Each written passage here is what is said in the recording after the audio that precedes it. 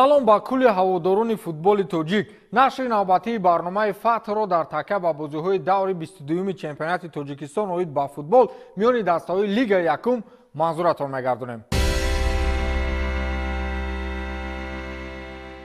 даври 22-уми чемпионати кишвар миёни дастаҳои лигаи якум дар ҷадвали мусобиқа чизеро иваз карда натавонист. ҷадвали даври 21-ум ҳамон гунае ки буд боқӣ монд. бозии марказии мусобиқа ин дидори дастаҳои Панчеру Ҳулбук буд ки метавонист тақдири ҷадвали мусобиқаро шояд муваққатан ҳаллу фасл намояд. агар Ҳулбук ғалабаи соф ба даст меовард, пас метавонист шумораи холҳояш бо Панчер баробар шавад ва ҳадди аққал барои мавқеи дуюм муддаӣ мешуд. Истаравшан ҳарчанд дар даври гузашта шонси ба садри ҷадвал баромаданро дар бозӣ муқобили Парвоз аз даст дод, вале дар бозӣ муқобили Шодмон иштибоҳ накард ки хатаре аз мавқеи дуюм ба поён рафтан низ вуҷуд дошт. Истаравшан Шодмонро дар хонаи худ бо машаққат шикаст дод ва бо як холи кам аз садрнишин мавқеи дуюми худро ҳифз кард. инҷо аз ҳама дастаи шонси зиёддошта дар қатори Истаравшану Панчер дастаи Барқчӣ аст ки феълан бо касби 41 имтиёз мавқеи сеюмро ишғол кардааст. ҳоло то охири мавсим 4 даври дигар бо ҷамъи чанд бозиҳои мавқуф боқӣ мондаанд ки метавонад дар ҳамбарҳамиҳои зиёдеро дар ҷадвал ба миён биёрад, вале гуфтан мумкин аст ки интрига ё худ ҷаззобияти мусобиқа зинда аст ва яктову дуто не, балки 5 дастаи ҷадвал шонси баромадан ба лигаи олиро доранд. аз ин рӯ бозиҳои ба қавледаҳшат моро дар пеш аст. фақат ҳамин ки баъди даври 22-ум дастаи Гулистон расман имкони дар лига боқӣ монданро аз даст дод. аз аутсайдерон танҳо дастаи Душанбе андаке имкон дорад ки мавсими оянда дар чемпионат боқӣ монад, вале агар дар ду бозии охир натиҷаҳои бад нишон диҳад, пас ин тим низ аз қатори дастаҳои лигаи якум канор меравад. мехоҳам андаке ба аҳволи дастаҳое ки ҳамин мавсим ба сафи мусобиқа пайваст шуданд аз диди худ баҳогузорӣ намоям. бемуҳобо ҳар саи дастаҳои навкор дар симои Шодмону Парвоз ба истиснои Гулистон бозиҳои ҷолиб нишон доданд. ҳам Шодмони Ҳисор ва ҳам Парвози фурудгоҳи байналмилалии Хуҷанд муқобили дилхоҳ дастаи чемпионат арзанда рақобат мекарданд ва ҳатто дастаҳои садри ҷадвалро шикаст доданд. фақат ба онҳо андаке таҷриба нарасид ки умедворам соли оянда ин чиз дигар мушкилӣ шуда наметавонад. ҳоло Шодмони Ҳисор дар мавқеи 8-ум ва Парвоз дар ҷои 6-уми ҷадваланд ки барои дастаҳои навкор ин натиҷаи бад нест. натиҷаи бад омори Гулистонро мегӯянд ки аз аввали мусобиқа то ин дам ягон дастаро шикаст дода натавонистанд. дар даври 22-ум низ дастаи Гулистон аз Парвоз шикаст хӯрд ва нишондод ё худ оморашон ҳоло ҳам ба 0 баробар аст. хулас даври 22-ум чӣ гунае гуфтем бетағйир буд ва акнун дар борааш фарохтар ҳарф мезанем. гуфтам ки бозии марказии даври мазкур ин рақобати дастаҳои Панчер ва Ҳулбук буд ки метавонист тақдири яке аз дастаҳоро ҳал намояд. бозӣ дар майдони Панчер буд ва садрнишини ҷадвал дар ҳузури мухлисони худ хеле эҳтиёткорона рақобат мекард ки ба иштибоҳ роҳ надиҳад. меҳмонон низ дар навбати худ бозигузориҳои олӣ нишон медоданд ва фурсатҳои зиёди голӣ ҳам ба миён оварданд, аммо бахт ба рӯяшон намехандид. ҷанҷолу нофаҳмӣ, асабоният ба якдигар, доду фарёди мухлисони бешумор аз он дарак медод ки ин рақобат аҳамияти хуса дорад. бозӣ то ҳадде ҳассос буд ки мухлисон дар арафаи он бар зидди якдигар шиорро овеза мекарданд ва ин шиорбозиву мухлисии онҳо то ҳадде зебо буд ки ҳашамати бозиро ранги дигар мебахшид. мухлисони дастаи Ҳулбук қабл аз бозӣ ҳамин хел шиор бофтанд ки шер ба шикори дастаи Панчер меравад ва рӯзи бозӣ дар минбари мухлисони дастаи Панчер бар зидди ин овезаи мухлисони Ҳулбук ҳамин хел навиштаи дигар буд ки шер худаш шикорчӣ аст. аз як сӯ мухлисони Ҳулбук доду фарёд мегуфтанд, аз сӯи дигар мухлисони Панчер ки бозӣ фазои финалӣ дошт. хулас ин финали бармаҳал ба чӣ анҷом ёфт дар таҳияи ҳамкоронам бубинед.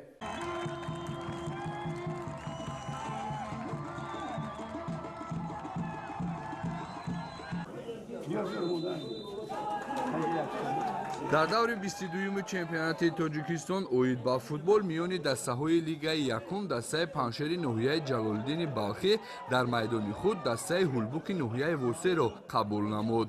бояд гуфт ки ҳар ду даста дар лигаи якуми чемпионати тоҷикистон беҳтарин бозиҳоро анҷом дода, давоми ин муддат дастаи Паншери ноҳияи Ҷалолиддини Балхӣ дар зинаи якуми ҷадвали чемпионат ва дастаи Ҳулбуки ноҳияи Восе аз миёни дастаҳои лигаи якум дар зинаи сеюм қарор доранд. дар ин дидор мухлисони сершумори дастаи паншер ба варзишгоҳи марказии ноҳияи ҷалолиддини балхӣ ташриф оварданд ва ҳунарнамоии дастаи дӯстдоштаашон ҷонибдорӣ намуданд. мухлисони дастаи ҳулбуки ноҳияи восе низ дар ин варзишгоҳ кам набуданд ва ҷараёни ин бозиро бо майли зиёд тамошо намуданд. дар қисми аввали бозӣ футболбозони ҳарду дастаҳо фаъол буданд ва ҳуҷумҳои пайдарпайро барои кушодани ҳисоби бозӣ анҷом доданд. ба футболбози дастаи ҳулбуки ноҳияи восе ки таҳти рақами 71 бозӣ мекард, барои вайрон намудани қоидаи бозӣ аз ҷониби довар корти зард дода шуд. мавриди зикр аст ки то дақиқаи 30 қисми аввали бозӣ аз ҷониби футболбозони ҳарду дастаҳо ҳолатҳои вайрон кардани қоидаҳои бозӣ зиёд ба мушоҳида расид. қисми аввали майдондорӣ мусовӣ бе задани гол ба анҷом расида, бозингарони ҳарду даста ба танаффус баромаданд.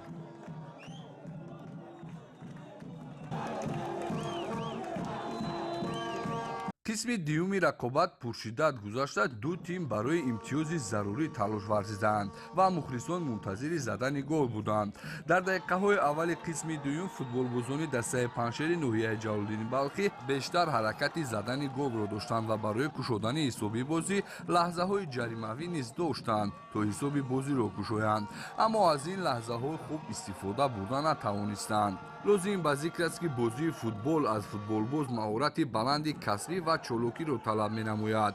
набояд дар бозӣ ба асабоният роҳ дод. мутаассифона дар ин рақобат футболбозон бештар ба асабоният роҳ доданд. чунин ҳолат ҳатто аз ҷониби сармураббии дастаи ҳулбуки ноҳияи восе мирзоев ҷурахон дида шуд. ин ҳолат ҷараёни бозиро халалдор сохта ҷолибияти рақобатро аз байн мебарад ва дар натиҷа на футболбозон ва на мураббиёну сармураббӣ муваффақ шуда метавонанд. аз ин рӯ набояд ба ин ҳолат роҳ дод. дар дақиқаи 74-уми бозӣ футболбози дастаи паншери ноҳияи ҷалолиддини балхӣ Насим Маҳмадқулов ки таҳти рақами 9 бозӣ мекард, ҳисоби бозиро кушод.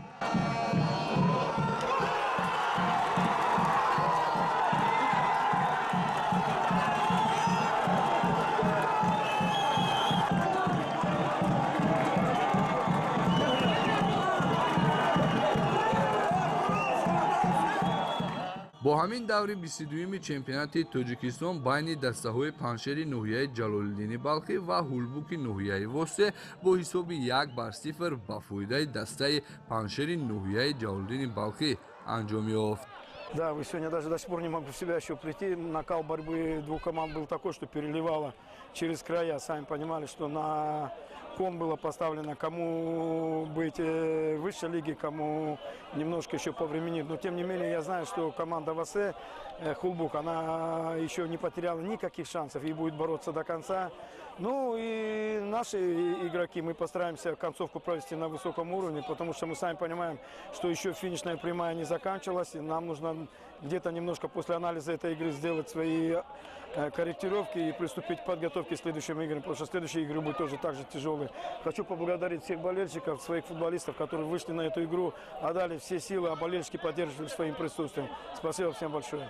бозии дигари даври 22-уми чемпионат ба таври зайл сурат гирифтанд. Истаравшани шаҳри Истаравшан дар майдони худ дастаи Шодмони Ҳисорро бо ҳисоби минималии 1-0 мағлуб кард. гуфтанд ки Паншер дар майдони худ Ҳулбугро бо ҳисоби 1-0 шикаст дод. Моҳири Ёвон дар муқобили дастаи Сарҳадчӣ бозии ҷаззоб нишон дод, вале ҳисоби дидор 2-2 мусовӣ гардид. дастаи Гулистон аз дастаи Парвоз бо ҳисоби 3-0 шикаст хӯрд ва дастаи Барқчӣ дар сафар тими Сарои Камарро ба натиҷаи 1-0 мағлуб намуд.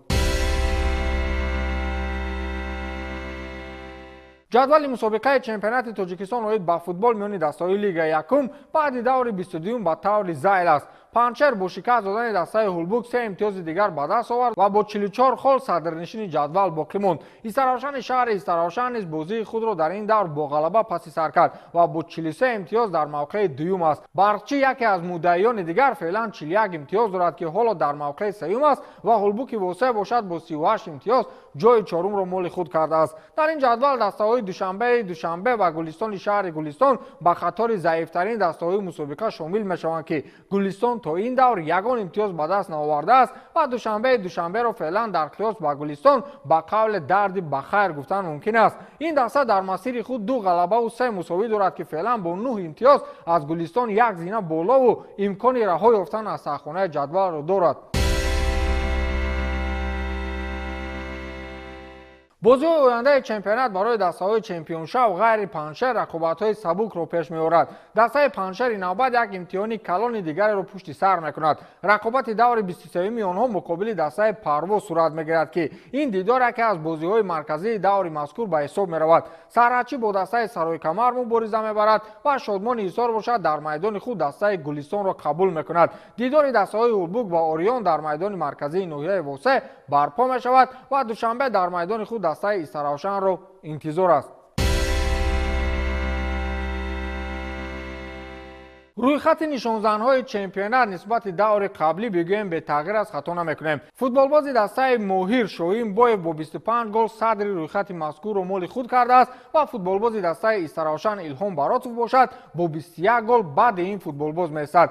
футболбози дастаи панҷшер Давлатбек Саидаминов бо 15 гол дар мавқеи сеюм аст ва футболбози дастаи парвоз Муҳсин Рустамзода ҳоло ҳам шумораи голҳои худро аз 12 зиёд накардааст ва мавқеи чорумро моли худ намудааст. футболбози дастаи ҳулбук Зоир Холматов бошад бо 12 гол мавқеи панҷумро ишғол намудааст. ин шаҳри даври 22-уми чемпионати футболии кишвар миёни дастаҳои лигаи якум буд ки онро ман Фирдавси Хурсанд барои шумо шарҳу тавзеҳ додам. то дидори навбатӣ шоду сарбаланд бошед. хайр.